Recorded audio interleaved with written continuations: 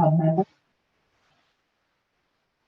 And we'll turn it over to Monica to get us started on our knowledge burst today. Right. Good morning, everyone. So this is definitely a topic that is near and dear to my heart, getting your family on board. Again, my son is 10. He was diagnosed at age 3, and I come from a Irish Catholic family. We don't talk about feelings and diagnoses and everything else. So this is definitely some lived experience to share. And I know Ariana's view as a sibling, I'm so interested to hear, because my son does have a sibling, and he is always, I'm most worried about him and his role in his brother's life, and just realizing that our lives look a little bit different. Okay, next slide. Okay, so just want a couple things to keep in mind as a parent following a diagnosis. And these are really things that I wish I kind of knew, because it can be very jarring to get that diagnosis. I remember walking in and being like, there's no way. I had a vision of Rain Man as someone with autism, and that was a 180 for my son. But it really is a spectrum. You meet one person with autism, you meet one person with autism. So I think really looking at the diagnosis as an access to resources is so important. And then also it sounds silly, but it is grief, right? You become a parent and you have this plan in your head for what your life's going to look like, and instantly that can be taken away, or you realize it's going to look a little bit different, and that's something that really takes time to accept. And there's a lot of feelings that go along with that, and you and your spouse and the rest of your family are going to go through that process differently, and it's important to realize that. Again, everyone's experience is going to be different. And autism can be really unpredictable. Every day might bring a new set of challenges, but also on the same breath, every day might bring a new set of wins, right? These small improvements and changes and victories, and you just look at that individual so different, and it really means so much when they accomplish something because of all the hard work that they have put into it. I know in our family, we just learned. My older son learned how to tie his shoes, and we didn't think that was ever going to happen. And it took him so much longer than some of his peers, but it was something we really celebrated that we might not have with a typical child. Would have been like, oh, that's great. But just recognizing all the hard work he put into that. And along with that, right, you're going to learn to be a superhero with patience and tolerance. Patience with kind of being repetitive with the way you are addressing tasks with your child to kind of for them to learn that and gain independence. And then tolerance of just people being uneducated in autism and just saying some outlandish things to you, right? And knowing kind of how you want to engage with that type of conversation. One of my favorites to hear is, he doesn't look autistic. And I would say sometimes sometimes I have kind of ignored that, and other times I've gone back and been like, well, what do you think autism looks like? And just kind of feeling that out of what you feel comfortable with and what you want to, how you want to address the situations. And then the diagnosis can be very hard on relationships. Often people really do want to help out, but they just don't know how to engage or involve. They need to be educated on the diagnosis itself. And there's a lot of appointments and therapies and time, and and can easily become I'm doing this much, you're doing that much. And it really can change the dynamic of relationships. So it's important to have open communication. And siblings have a lot of questions and are going to need support navigating the diagnosis as well. Their brother or sister is the same person that they were yesterday, but they have a lot of different experience. They're seeing a lot of different experiences than, say, a friend is who has a sibling of similar age. And then in an instant, you become an advocate. I remember early diagnosis days, someone saying to me, like, you're going to be an advocate. And I had no idea what that really meant. And I was like, okay, sure.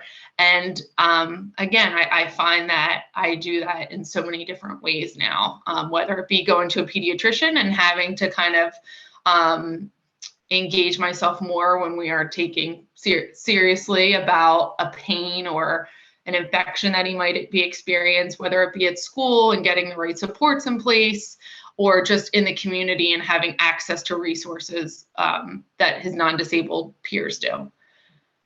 And all that comes with a lot of stress.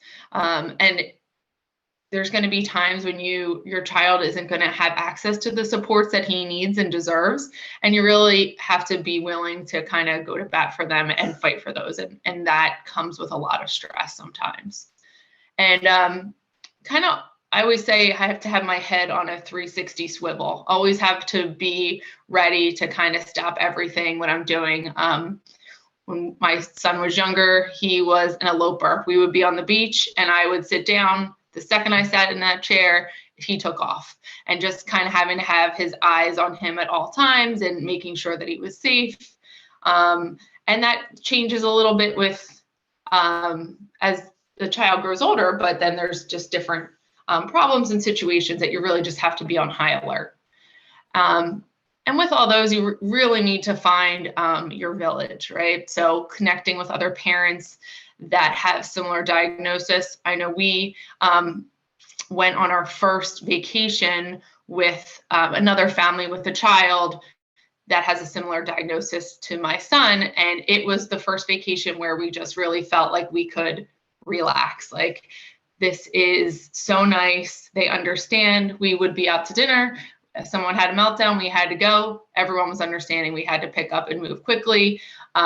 We kind of had a structured day, but also were very willing to pivot as needed with the personalities. And it really is just so important to find those people, just that you can even text to be like, oh, I had a really rough day, or to really appreciate those small things as well. Go to the next slide. And then knowledge is power. Education is so important. More families are educated about autism and how to manage common concerns, the less scary and overwhelming it becomes. Again, understanding that autism is a spectrum. Everyone looks a little bit different.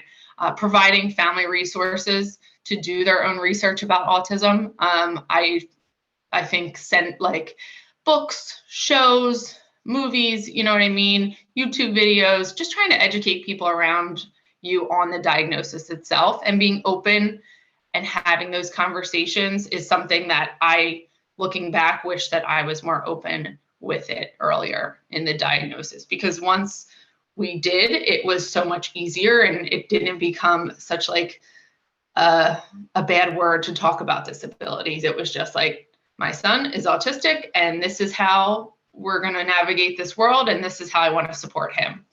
And then I think involving your spouse and your family in the process when planning appointments, finding providers, not kind of running with it all yourself, but saying, hey, we need to find a physical therapist. I want you to look into a couple of these. And I think that's a good way that you can bond with the child and taking them to a weekly appointment here. And then we can talk about how it's going, how it's not going, giving them something to run with. They might not be on board with a diagnosis at first, but even just engaging them a little bit in these different ways, I think makes all the difference. And then again, I can't reiterate enough, you want to really look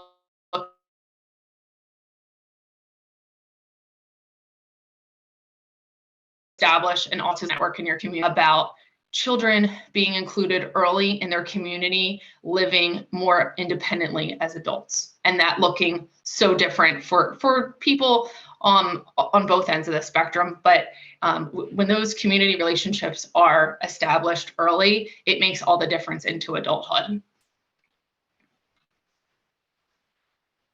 Okay, and resources to help educate. So something I did with my son, it was really important for me to have him included in school. And I was going to go down fighting. So it was something that we looked to do early, had some pushback, and that some of the general education resource teachers just didn't know where to begin. So I worked with a couple of other friends, and these are just some of my favorite books to recommend to read to your families, to teachers, to people in your community that are interested to learn more about autism. My favorite one is Why Johnny Doesn't Flap. It's called Neurotypical, and Neurotypical is Okay. And it is one of the few books I've found where it is from a person with autism's point of view about how a typical child looks in the world, right? So one of the pages about, hey, we were going to meet at 1 o'clock and Johnny came at 12:45, or Johnny came at 1:15. I think I need to buy him a watch, you know, and just read that to my son's 3rd grade class this year, and they all had so many great questions. And it was just, even the teacher said, like, oh my God, what a great view, just to kind of, we're constantly forcing our children to enter our world. And it's so nice sometimes for their siblings and community members to have to enter theirs. So I thought that was a really good resource.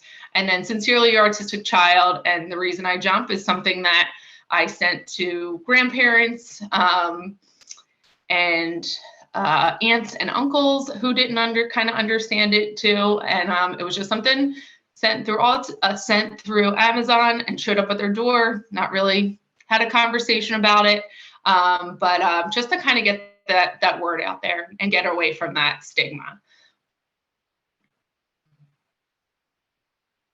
Okay, I'll turn it over to Ariana. Sure, thank you. All right, so I'm going to jump in to talk from the sibling perspective now rather than the clinician perspective. And the first thing that I want to say to preface this conversation is that everyone's family dynamic is different. So I might say some things today where you're going to be like, exactly, that's how I feel. And I might say other things where you're like, absolutely not.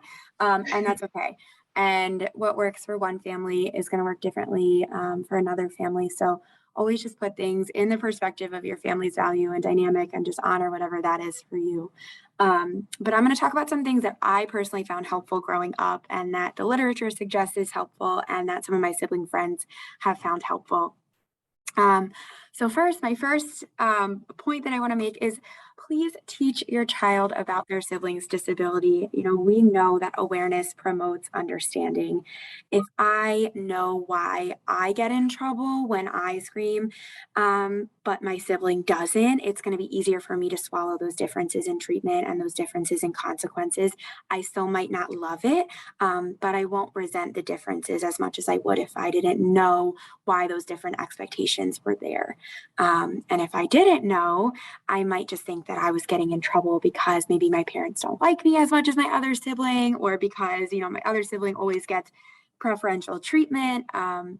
And so thinking that way might build resentment long-term versus an understanding of why these differences and expectations are there definitely helps to just build that long-term understanding and build that relationship between siblings in addition to between sibling and parent. My other go-to is always provide positive praise, and not just positive praise around interactions with your child who has a disability, like, oh, you know, Ariana, I really like how you're helping your brother. I really like how you made sure you were sharing with your brother today. But really positive praise for things that have nothing to do with your child that has a disability. So Ariana, I loved how hard you worked at school today, or how beautiful that picture is that you drew. And I say this because we want siblings to grow up with their own identity. And we know that from the research, some siblings really only get noticed or get praised when they're helping or assisting the child who has a disability. And that can then become someone's entire identity. So we want all of our kids to be given the space and encouragement to explore their own interests and their own passions so they can really understand all the parts of themselves and not just see themselves as the helper in the family or the one who, you know, is always knows how to calm down a situation or how to manage something that's challenging.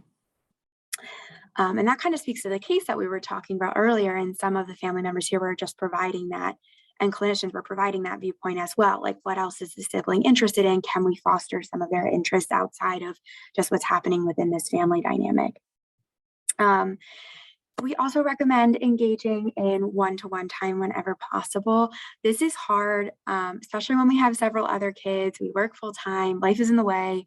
But whenever possible, even if it's just like a 4-minute bedtime routine before your child goes to sleep, doing like a one-to-one, I love you, I'm proud of you, let's read a story, or something small, I think can really make such a difference in the long term as a special moment for the child who might get less attention during the day-to-day activities.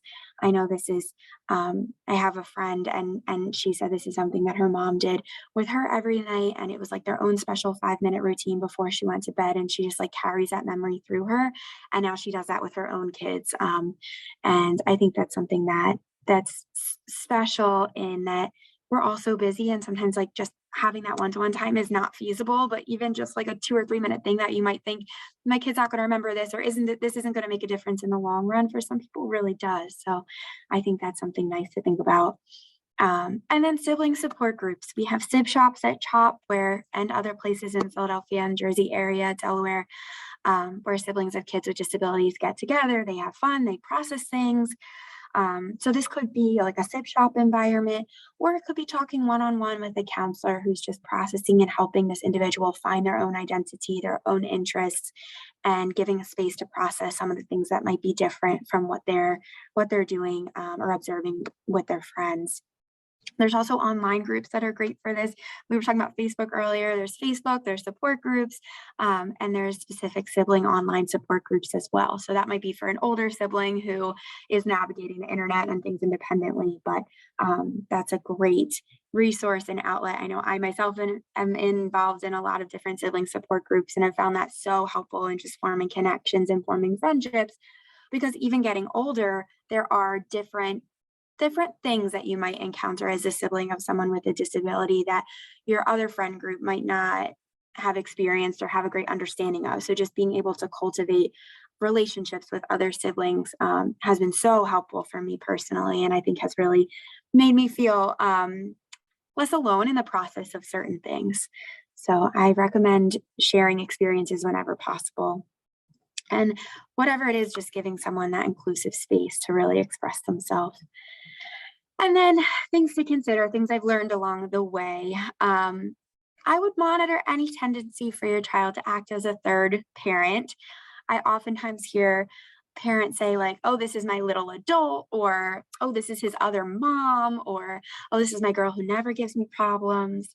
And I think that while some of that can definitely be true, it can foster an identity in a child as being someone who always needs to please people and care for people all the time, or someone who's not able to stand up for themselves because they're always told that their biggest strength is their ability to love someone else. And I think when I was a kid, I was always the one who was like, I'm going to be, I am the third parent. Like, I'm going to tell you what to do, what not to do. I'm the boss. Like it was very much in that dynamic. And I think I got a lot of praise for that. And while I am now in a helping profession where I'm working with folks with disabilities and their families, which I love more than anything, I think that it's helpful when kids are younger just to provide them the space to be just a sibling rather than a second parent.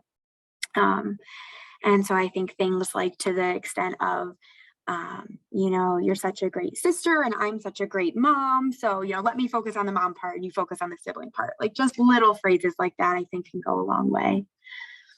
And then I think keeping an open dialogue, some days are hard. Some days are going to be hard for your child who has a disability. Some days are going to be hard for you. Some days are going to be hard for the sibling. And I think all of that is okay.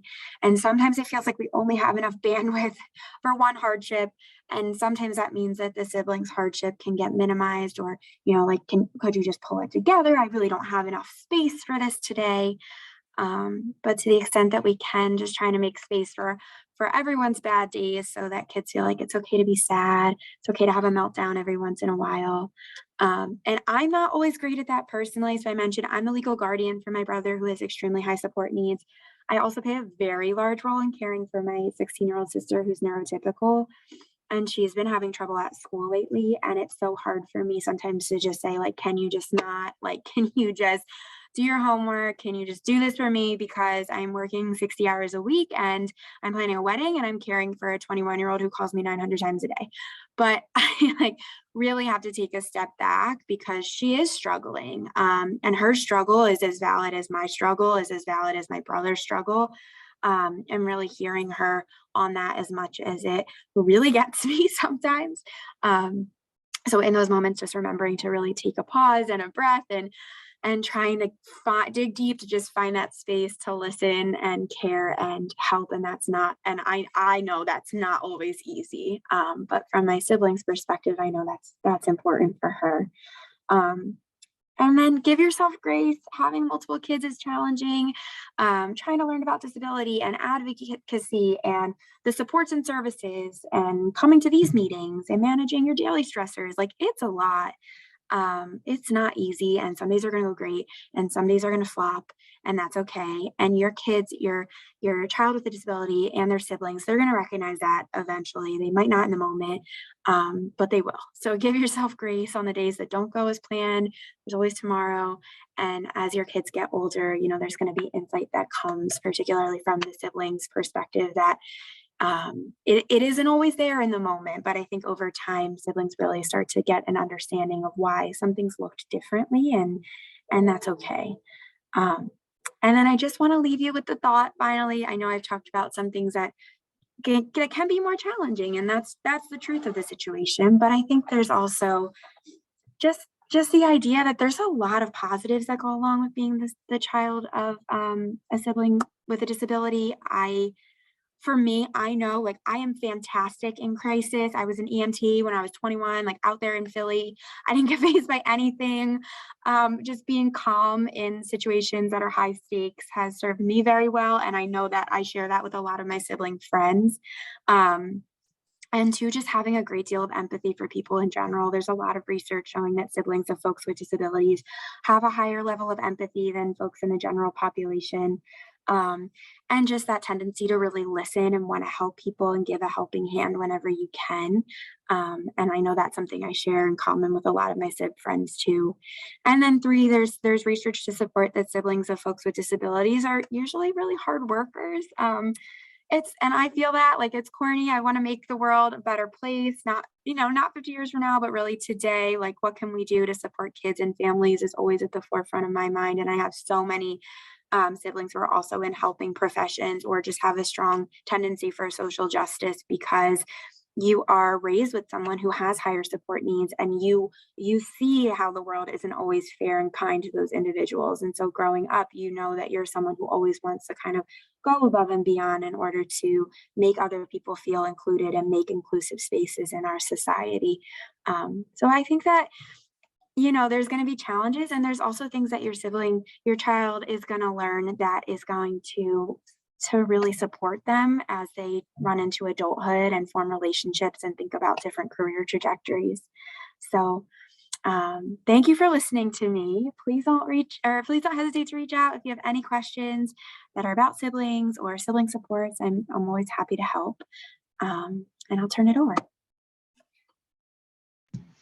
Ariana, that was so great.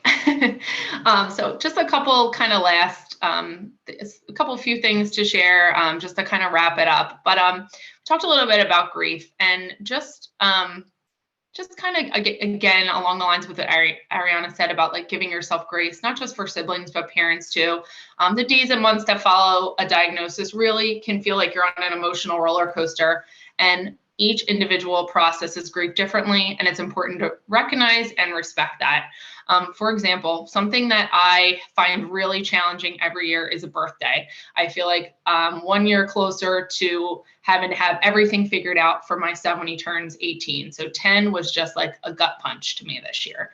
And just it took a while, but now I understand that, right? And I approach the birthday a little bit. I acknowledge my feelings, and I don't let it take away from the day, but I acknowledge that it is a hard time for me, and kind of continue to move on. So again, just kind of understand that, like, you can be in acceptance, but sometimes you might come back and you might be angry. You might feel a little depressed. You might be at the bargaining, the testing part, and that's okay. It's just important to recognize where you are and support yourself and your spouse and your extended family, their siblings, when they're going through those challenges. Go to the next slide. And then again, recognize the challenges. You and your spouse and family's approach to supporting your child with autism really can be different. And I think that's okay. And I think at the core of it, everyone really does have the best intentions. But if there's something that's bothering you, it's really important not to let those negative feelings fester. As hard as it can be I'm not a conflict person, but I find that if I let something fester, it gets worse. So really recognizing it and addressing it in kind of like a calm manner. Hey, I know that I'm doing X, Y, and Z in the morning and I'm really feeling burnout. I need you to take something on, and addressing that in a moment when you're calm rather than when you're ready to explode. And then it just doesn't go over as well, and it creates extra stress to you and the family. Look for support from a third party as needed, respite services, getting a trusted babysitter, finding kind of your network, and you're building your village around that. And you want to, again, create an environment where you can have open and honest dialogue about your child and their diagnosis. We have some grandparents that really care a lot about my son, but their views on autism were it was hard for them to accept. And I found myself kind of dancing around it. And the only one that was getting stressed out about that was me. And when you're willing to kind of have an open and honest dialogue, and guess what? You might not understand why my child is going to this therapy for X number of weeks, but I'm your daughter. I need you to respect me and my decisions. And this is kind of how we're going to approach this diagnosis. It just, as challenging as that can be, it really does help to give yourself a little bit less stress and kind of be able to control worrying about like your family and your dynamic, and not so much the opinions of others, which really can be a challenge. And then again, you want to plan for the future together. What does support look like for your child in adulthood? Time goes by really fast. That can be an extremely intimidating conversation to have, especially when your child is young. But it really is important to start those conversations early. And what can we do now to get supports and services in place and start planning to support our child into adulthood? And then again, including siblings in the discussion. What kind of questions do they have and feelings about the diagnosis? And then again, just want to end on communication. You want to have open and honest communication about your child with your loved ones. You want to confide in them about your concerns. Unfortunately, some people are in families where they don't feel comfortable confiding with their spouse or their siblings, but who is your trusted person? Who can you confide in? Have an outlet established. And then you want to prioritize your current concerns, create a plan, work together as a team. And I think most importantly, you want to find humor in the hard, right? We've walked out of Target with a melting down child multiple times. I've had to crawl through the Phillies tubing thing to try to find my son before. And, you just kind of have to acknowledge that those moments are hard, but also laugh about them and not beat yourself up, And then just last thing to leave, you want to check in on each other in any sort of relationship, but with your siblings, with the siblings and also with your spouse is just, hey, how you doing? I know this was a rough week. Are you doing okay? What do you need? Do you need to get out of the house for an hour? Do you need to go see your friends and have a night off from parenting? Like, what does that look like? And say what Ariana said as well, from a sibling perspective. Do you need mommy time? Let's me and you plan a date. Let's go get ice cream. Let's go for a walk. What does that look like? And ask for help. Whether it be taking a child appointment, dropping off dinner, running errands, listening to your concerns, be direct about what you need and how your family and friends can support you. Questions? All right, that was great. Ratika is going to put the poll up for the end of the session, but if people have questions, they can either put them in the chat or open their mic. thank you both so much. One of the things that's sticking with me is your comment, Monica, about being direct.